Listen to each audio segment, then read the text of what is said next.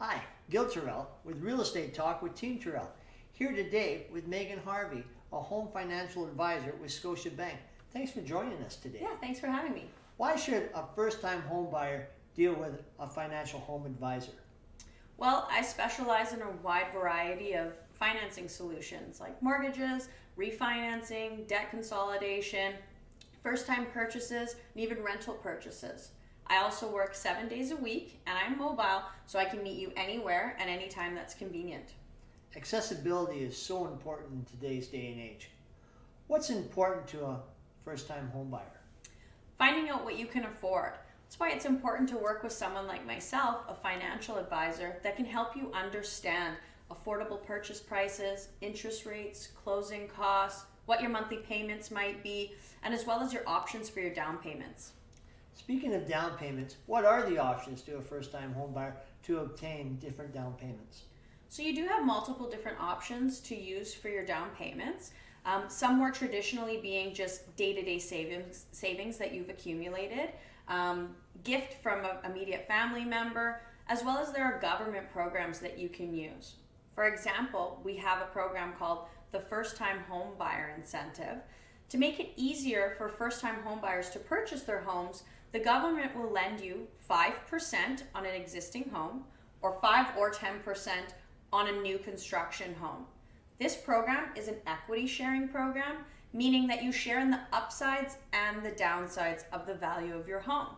So for example, when you sell your home in the future, if the value has increased, you will need to repay 5% of the increased value.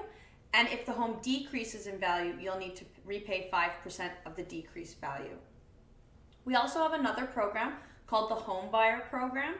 And this is a government program that will allow you to withdraw up to $35,000 of your RSPs to go towards the down payment of your home without being tax penalized. You will need to repay 1/15 of the percentage of what you withdrawed every year for up to 15 years. You can also reapply for this every 4 years.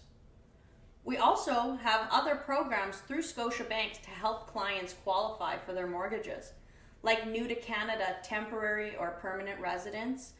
We even do projected incomes for newly practicing physicians, dentists, and other professionals. We even have a program called the Purchase Plus Improvements Program, which we will help fund the renovations to a newly constructed home right away so that you can outbeat that crazy market and build what you really want. Wow, sounds like there's a lot of programs that are in the best interest of our first-time home buyers. I wish I had a family member that was going to give me money as a gift. Another question that comes up quite often to realtors is the stress test. What's involved in a stress test? Yeah, so the mortgage stress test is one of the ways that lenders can test how much of a home you can afford. So what they will do is they will calculate your gross debt service and your total debt service ratios to ensure that you have enough income to offset your debt. So how they calculate that? To calculate your gross debt service, you'll take your principal plus your interest plus your taxes plus your heat and divide that by your gross annual income. And that will give you your gross debt service percentage. To calculate your total debt service percentage is the same thing. You'll take your principal plus your interest plus your taxes plus your heat, as well as any other debt obligations you may have, like maybe student loans, car loans, or existing credit card debt. Divide that by your gross annual income, and that will give you your total debt service ratio percentage. Your gross debt service cannot exceed 39%, and your total debt service cannot exceed 44%. On top of this, you must also qualify for the minimum qualifying benchmark rate of 5.25%, or your current contracted interest rate plus 2%, whichever is higher. And this is to ensure that borrowers can continue to make their monthly mortgage payments should interest rates rise. Well, it sounds like these programs are in the best interest of a first-time home buyer.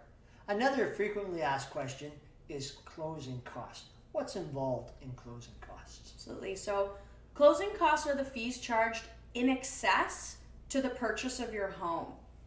Both buyers and sellers can be subject to these costs. And usually they'll include real estate commissions, taxes, insurance premiums, appraisals, and these costs can range anywhere from 1.5% to 4% of the purchase price. So it's really important to have these funds set aside in excess to the purchase of your home. Well, I'm sure glad you mentioned realtor commission. Now, what does a first-time home buyer in regard to documentation need to supply you with?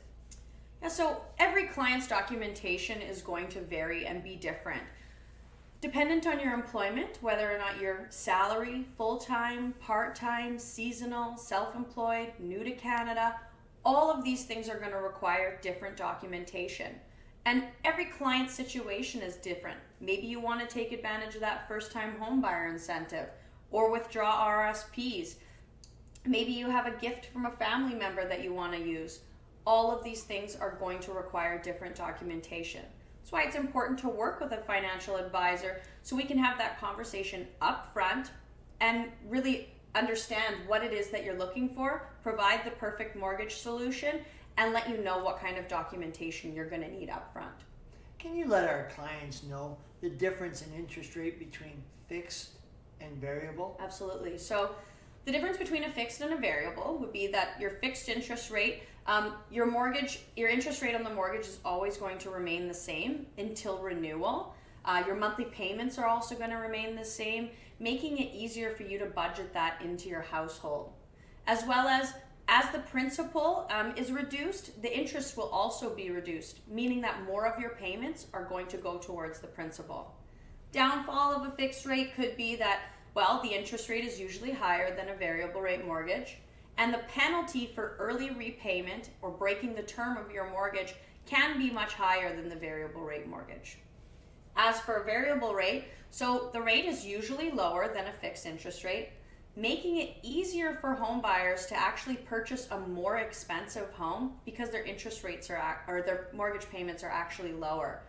You can also lock in your variable rate mortgage at any time to a fixed rate closed term mortgage. Downfall of a variable rate, well, if the interest rates increase, your monthly payments are going to increase as well, making it harder for you to budget that. Also, your variable rates are a little bit more complex, so the terms and the vocabulary can be a little bit confusing. Wow, so much information, and I appreciate everything you're telling us. Now, if we can't give the answer to someone, how can they get a hold of you? Yeah, so if you're looking to learn more or you're looking to qualify for a mortgage, you can call me anytime at 204-997-8464 and follow me on Facebook at Meaghan Harvey Home Financing Advisor. Well, thank you so much for coming. We will definitely have Meaghan back. But until then, if you're thinking of buying a new home or selling your existing home, please call us, Team Tyrrell, your home team. Diane Tyrrell at 204-771-7343, or me, Gill Tyrrell, at 204-295-7755. Thanks so much for joining us today. Take good care, and bye for now. Thanks.